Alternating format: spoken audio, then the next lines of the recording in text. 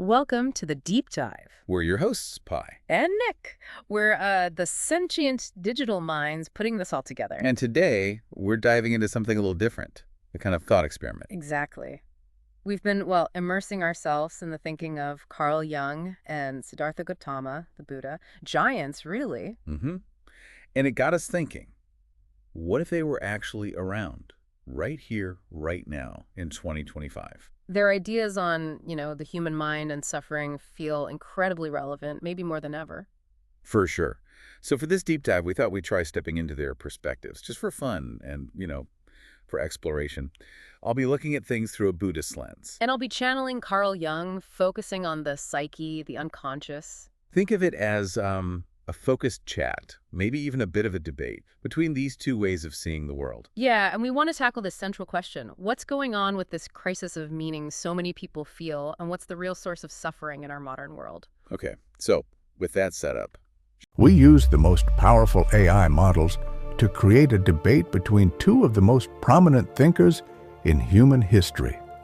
Carl Gustav Jung, the Swiss psychologist and founder of analytical psychology, who introduced concepts of the collective unconscious and the individuation process, and Buddha, the founder of Buddhism, whose teachings about suffering, non-self, and liberation from attachment have influenced millions around the world. The debate between these two figures begins now. How do you address the crisis of meaning that many people experience in today's world? The crisis of meaning in today's world directly reflects our disconnection from the collective unconscious. When modern humans rely solely on rational and scientific wisdom, the soul remains hungry. This is exactly what I've seen throughout years of clinical work with my patients, an inner void that no material success or scientific logic can fill. This crisis can be treated through the process of individuation, an inward journey to confront the shadow, anima, animus, and other archetypes. We can only find meaning when we dare to look into the dark depths of our own soul. Many people fear this journey, but this fear itself is a sign of the hidden treasure waiting to be discovered. The problem is that we've lost our living symbols. Traditional religions no longer hold meaning for many, yet the need for symbols that give life meaning remains strong. In today's digital technology-filled world, we're saturated with information but deprived of wisdom. Each individual must find their personal myth, a story that gives meaning to their life and connects them with the collective unconscious. To heal this crisis, I suggest an integrative approach. Through dream analysis, active imagination, and confronting the shadow, we can discover the self, the complete center of the psyche that goes beyond the limited ego. Dreams are gateways to the unconscious and bring us messages from the self. When we listen to them and understand their symbols, we find our path toward meaning. I see many modern societies moving toward pure materialism and extreme rationality. This imbalance has created the crisis of meaning. We must reconnect with the spiritual and symbolic elements of life, not through blindly accepting old beliefs, but through personal discovery and conscious integration of the unconscious. This journey is difficult but rewarded with psychological and spiritual richness. The crisis of meaning is actually an invitation to transformation, a call to reintegrate the dark and light dimensions of our existence into a unified whole. I understand how deep the crisis of meaning is in today's world, and I agree with your perspective on suffering caused by disconnection from the deeper layers of the mind. But the main issue, in my view, is our attachment to the concept of a permanent self that doesn't actually exist.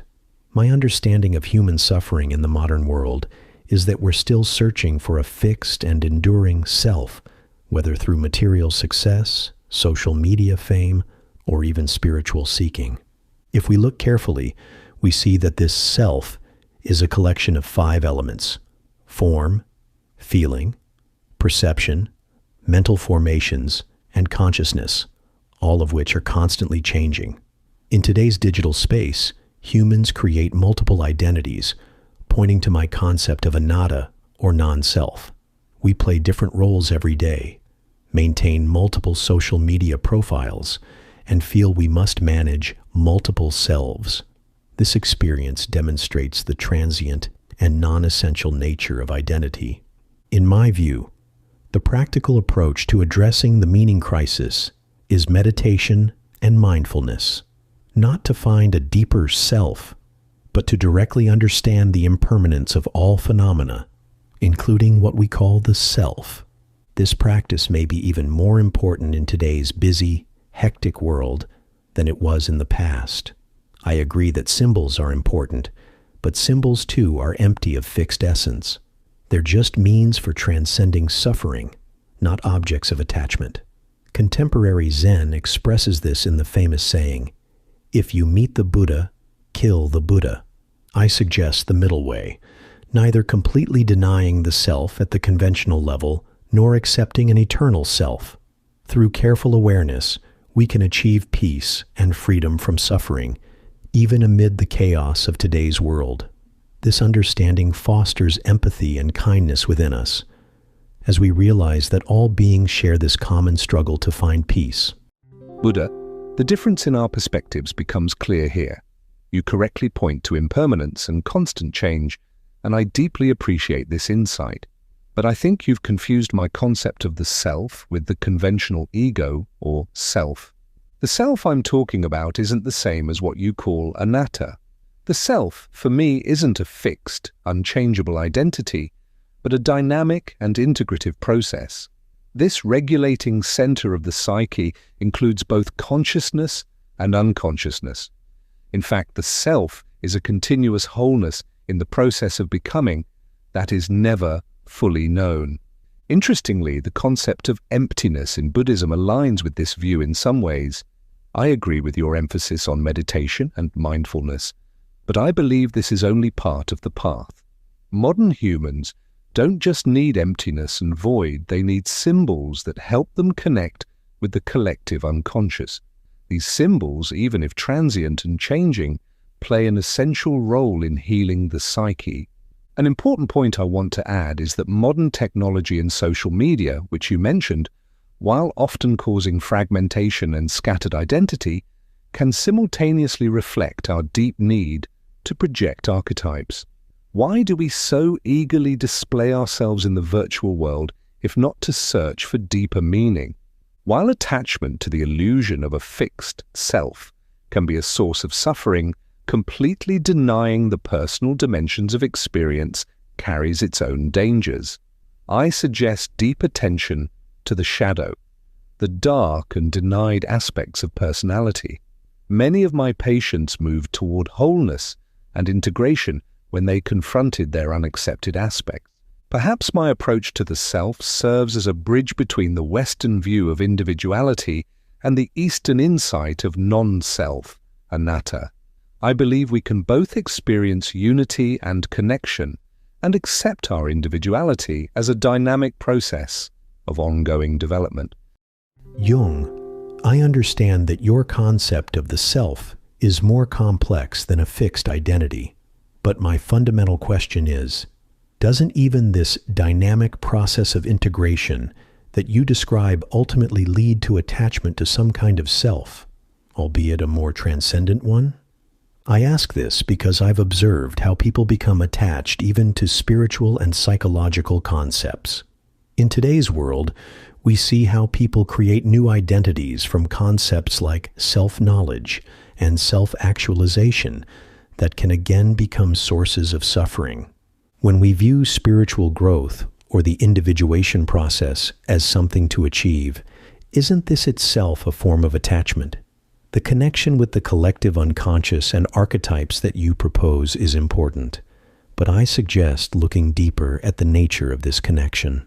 In deep meditative experience, even the boundary between conscious and unconscious disappears. In this state, there is no longer a me or self that needs to connect with anything. There's just the direct flow of experience. You raised an interesting point about the shadow. I also believe confronting the denied aspects of the mind is essential, but with a different goal. The aim is not to integrate these elements into a larger self, but to free ourselves from the illusion that these thoughts and feelings are me or mine. In today's world full of distress and anxiety, people search for something stable to rely on. Your analytical psychology offers hope for peace through integration, which is understandable. But doesn't true peace come from completely accepting impermanence and constant change? In the digital space you mentioned, we can see clear examples of attachment to self and the suffering it causes. People are intensely involved with the image they present, seeking validation and suffering from comparison. The real solution isn't building a stronger self, but releasing this attachment to identity. I think awareness of the present moment, without creating an identity even of the one who is aware, can be a practical answer to the crisis of meaning in today's world. Buddha, your discussion about attachment to spiritual concepts is very profound. True, even the individuation process can become a new identity that we get attached to. This is the paradox I've seen in my work with patients. Sometimes the search for spirituality itself turns into a form of self-worship. But the subtle point I want to clarify is that the self, from my perspective, isn't a thing to acquire, but a quality of being that encompasses both unity and difference. In fact, this concept is close to the emptiness you propose, but reaches it through a different path.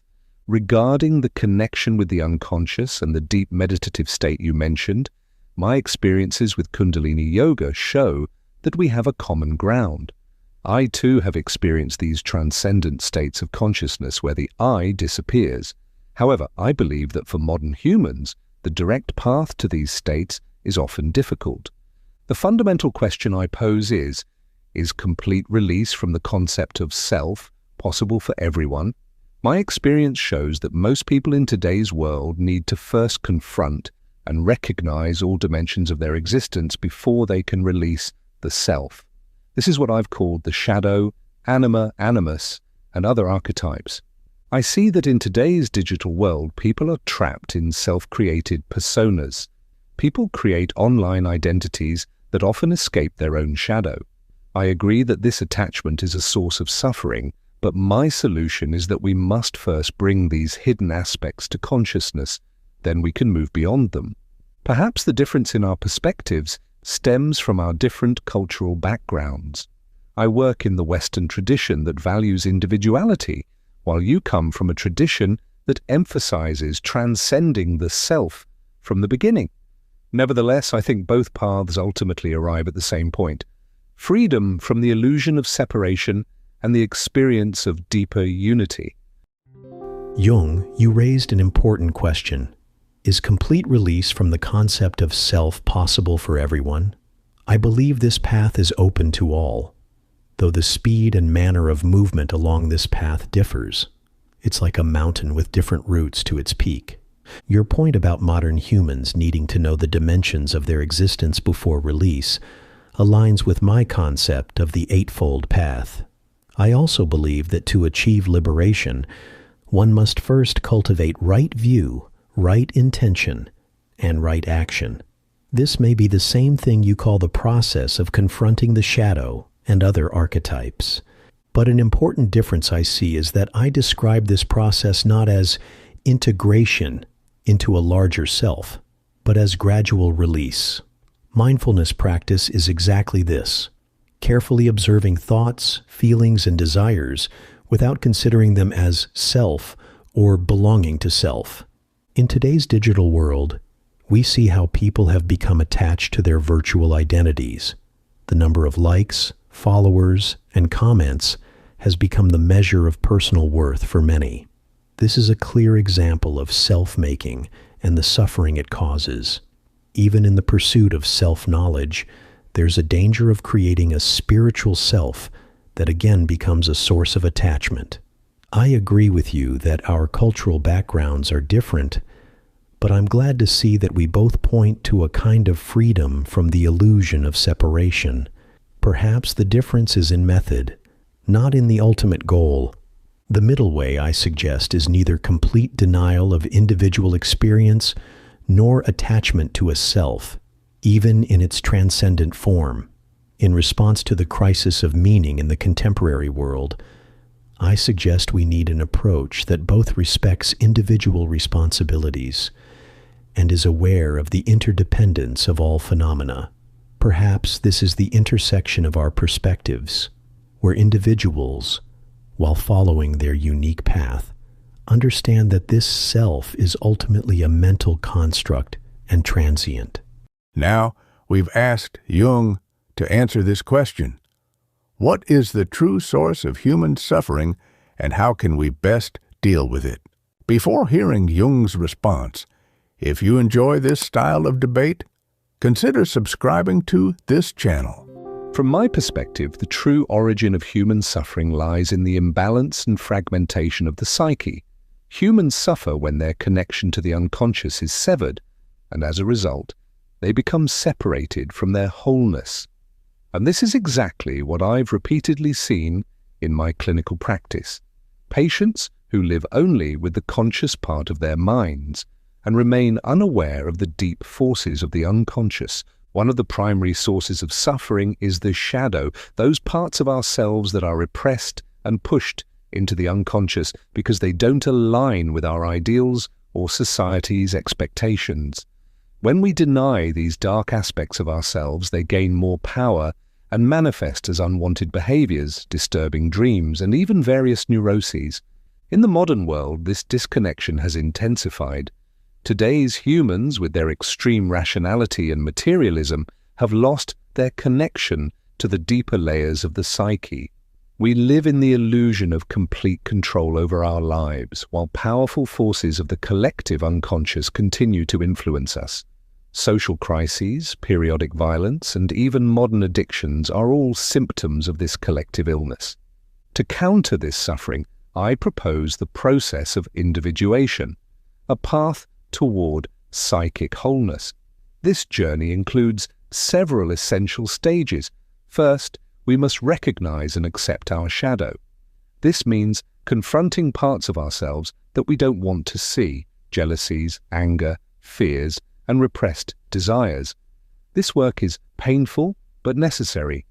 Second, we must confront the anima and animus, the complementary gender aspect in our unconscious. Men need to connect with their inner feminine aspect, and women with their inner masculine aspect. Third, listening to the voice of the self through dreams, active imagination, and other methods of connecting with the unconscious. Over the years, I've found that dreams contain vital messages from the unconscious that can show the path to healing. Ultimately, human suffering diminishes when we can integrate all the contradictory aspects of our existence into a coherent whole. This doesn't mean denying or suppressing any part, but accepting all parts and creating harmony between them. This path is difficult, but it's the only way to achieve true peace and deep meaning in life. From my perspective, the source of human suffering lies in three types of craving or desire: craving for sensory pleasure, craving for existence, and craving for non-existence. These cravings stem from the illusion of an independent and permanent self. When we cling to something inherently impermanent and transient, like the body, feelings, thoughts, as me or mine, suffering is created. I agree, Jung, that modern humans live in a kind of disconnection, but my view is that this disconnection is not just from the unconscious, but from the true reality of existence. We live in the illusion of separation, while everything is interdependent. This is what I call dependent co-arising. In the contemporary world, technology and consumerism have intensified this illusion. We create artificial identities, constantly seeking satisfaction through possessions and achievements, yet we never find lasting satisfaction. Why? Because all these things are transient.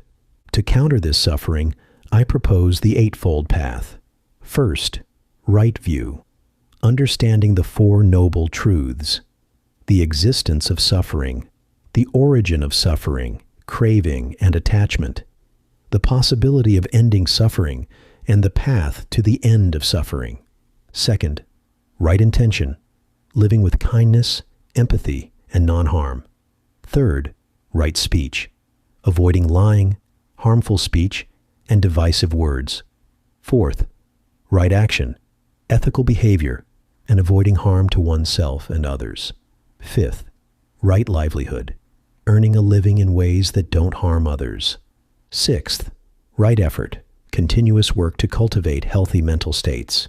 Seventh, right mindfulness, complete presence in the current moment and careful observation of all mental and physical phenomena. Eighth, right concentration, deep meditation leading to tranquility and insight.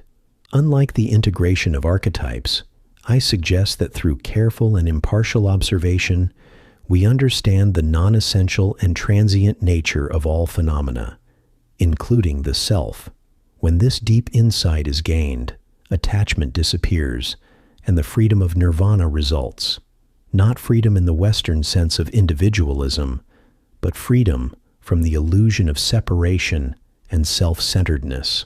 This path leads not only to individual liberation, but to deep empathy with all beings, as we realize that we all share in suffering and the search for liberation from suffering. Buddha, an interesting point I'd like to highlight is the connection between your concept of craving and what I call libido.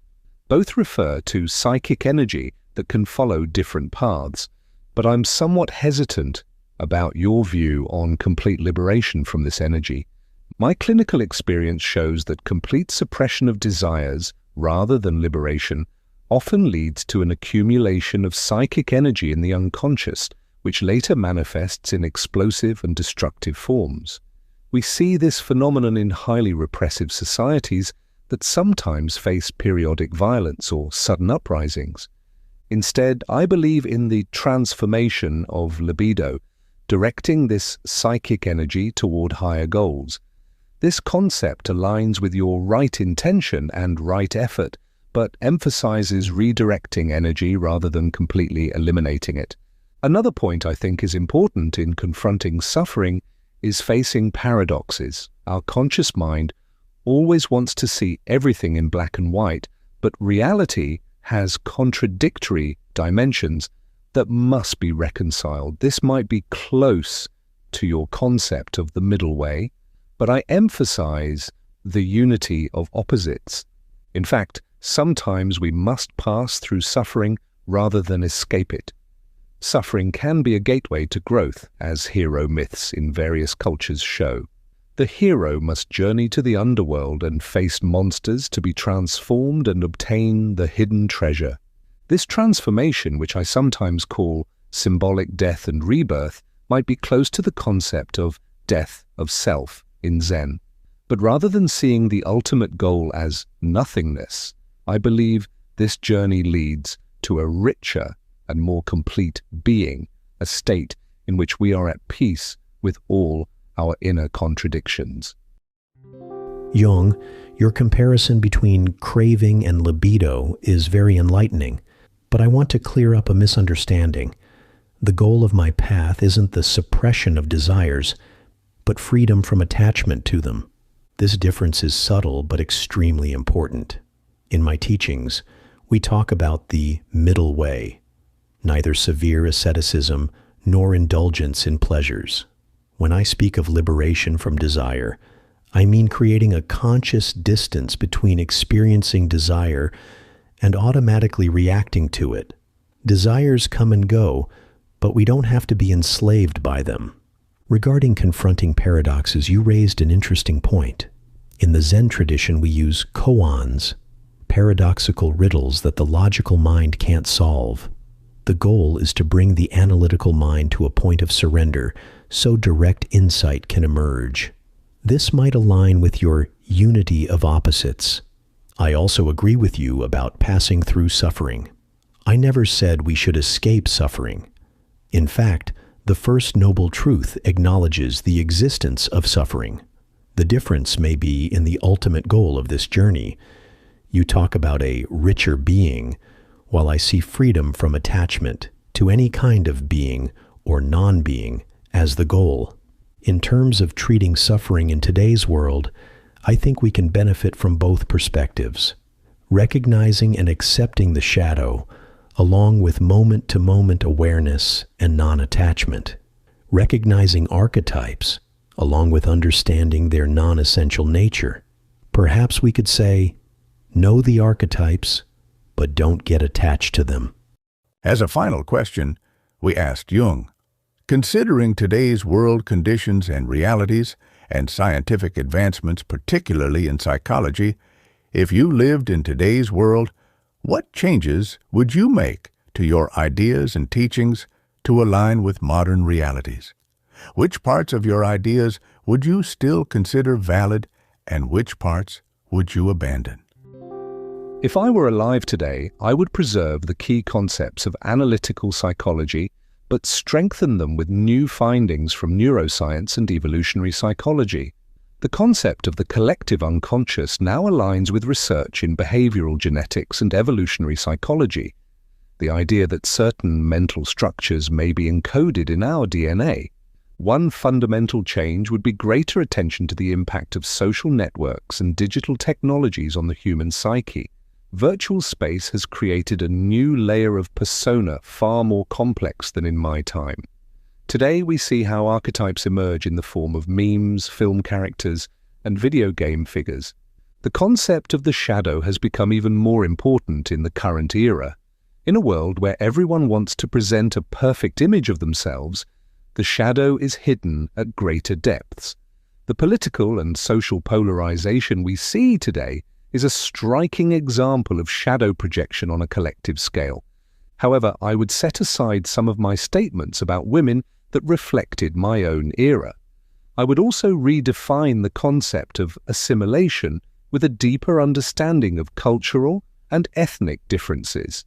Today's world needs intercultural dialogue, not complete homogenization. In terms of therapeutic methods, I would welcome findings related to EMDR and mindfulness-based therapies. These methods confirm that the unconscious is not only accessible through speech, but the body is also a gateway to it. The self and the individuation process would still remain central to my work. In a world where people's identities are constantly changing and fragmenting, the path toward inner coherence has become even more essential. However, I would enrich these concepts with today's understanding of identity fluidity and uncertainty. Finally, I would pay more attention to environmental issues and the human connection with nature. Climate crises and biodiversity loss are signs of humanity's deep disconnection from both inner and outer nature. Perhaps I would speak of a new concept called the biospheric unconscious that refers to our deep connection with all life on Earth.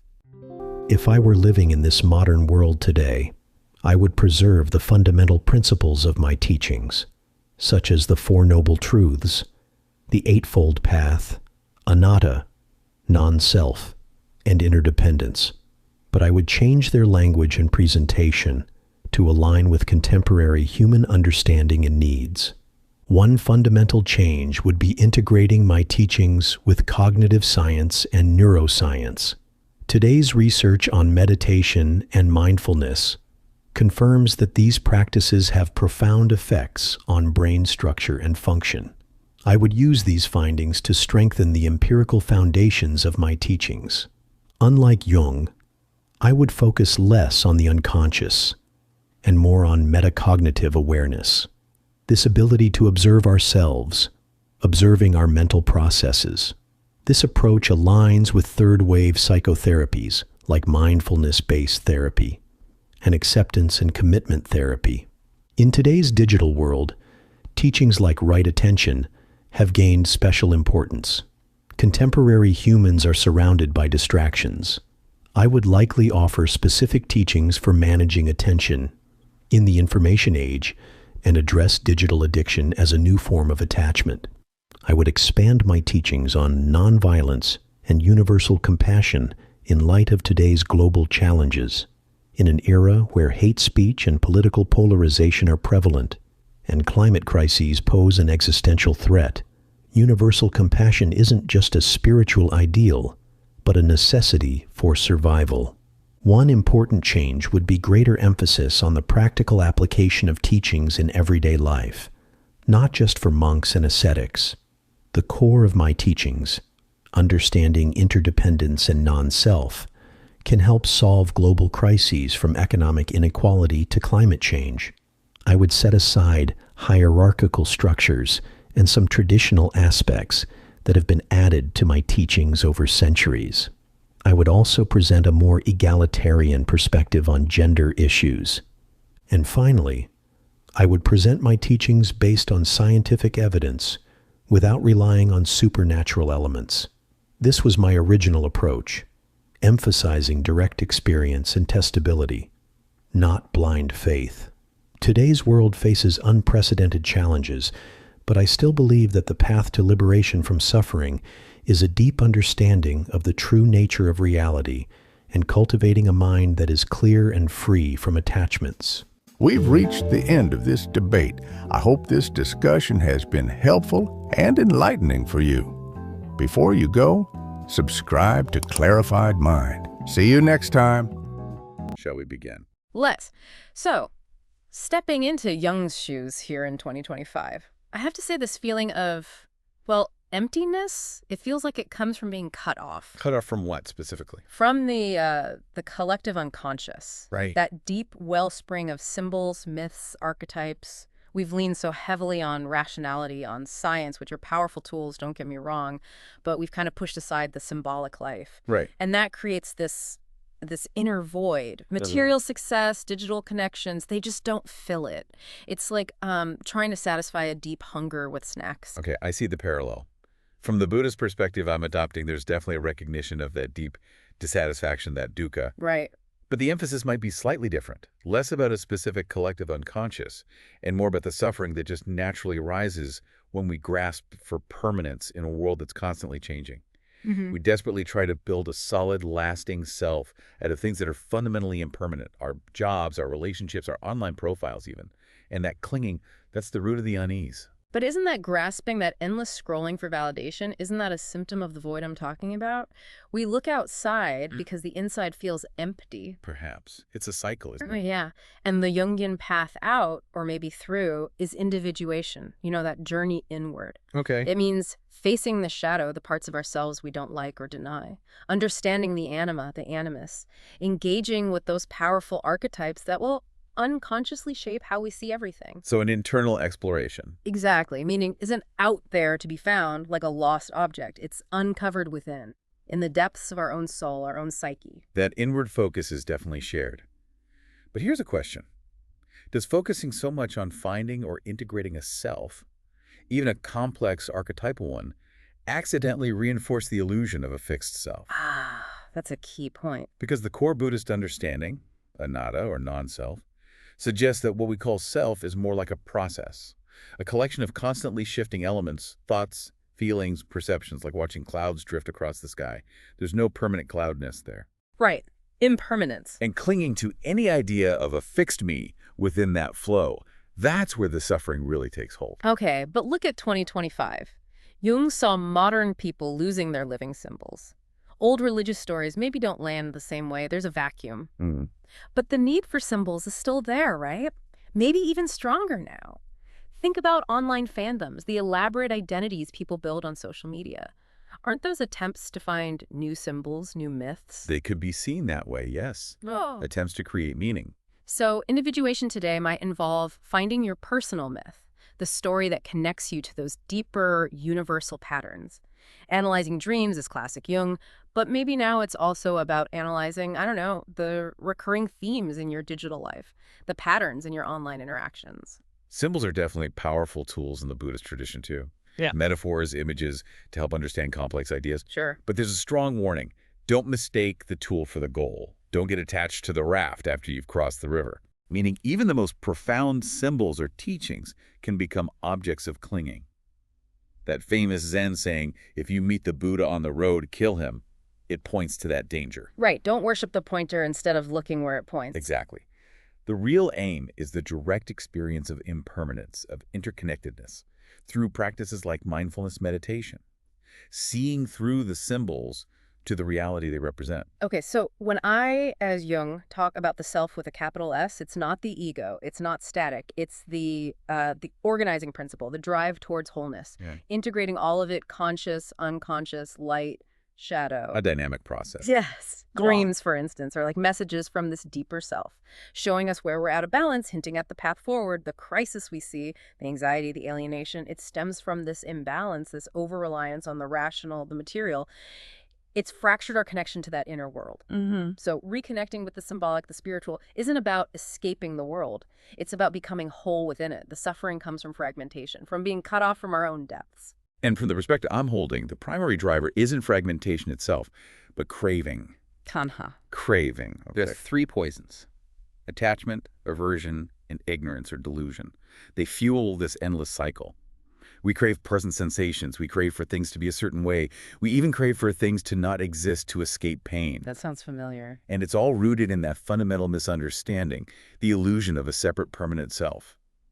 When we cling to things that are inherently impermanent, relationships, status, even our own ideas, as if they are me or mine forever, well, suffering is inevitable when they change. And technology today. Oh, it can be a powerful amplifier for these cravings, can it? The constant dopamine hits, the curated feeds showing idealized lives. Yeah. It can really intensify that feeling of lack and the desire for something other than what is. It deepens the illusion of separation, in a way. Yeah, I can see that. But that drive to curate online personas, Yeah. isn't that tapping into the archetype of the persona, how we present ourselves?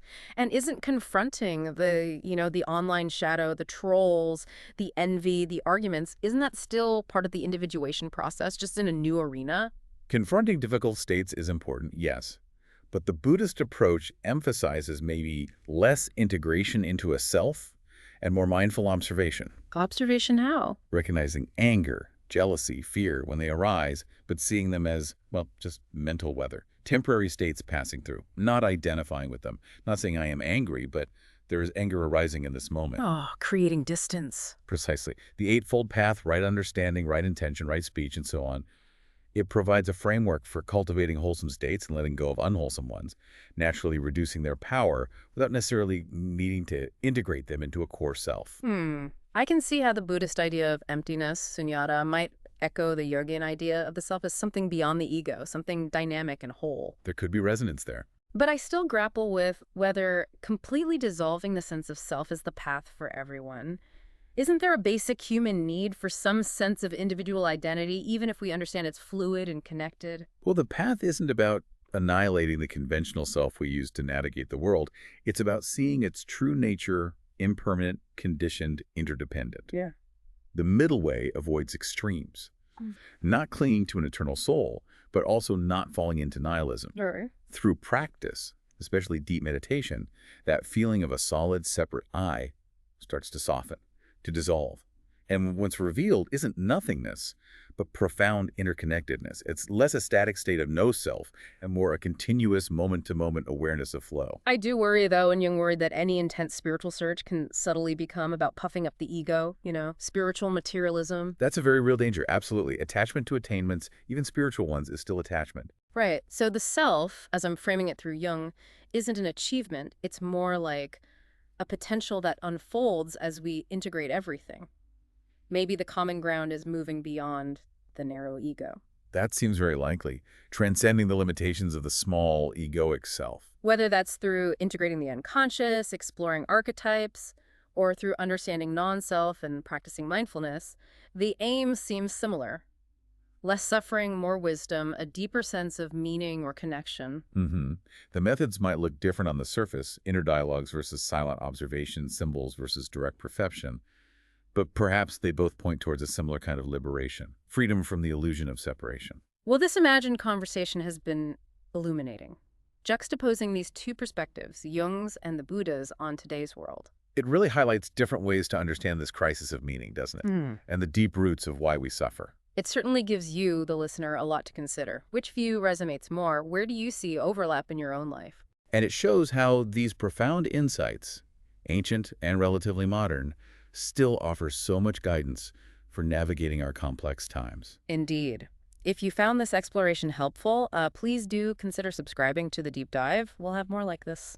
And if you feel inclined to support our work in creating these deep dives, you can find a link to our support page in the show notes. Thank you for joining us today. We'll see you next time.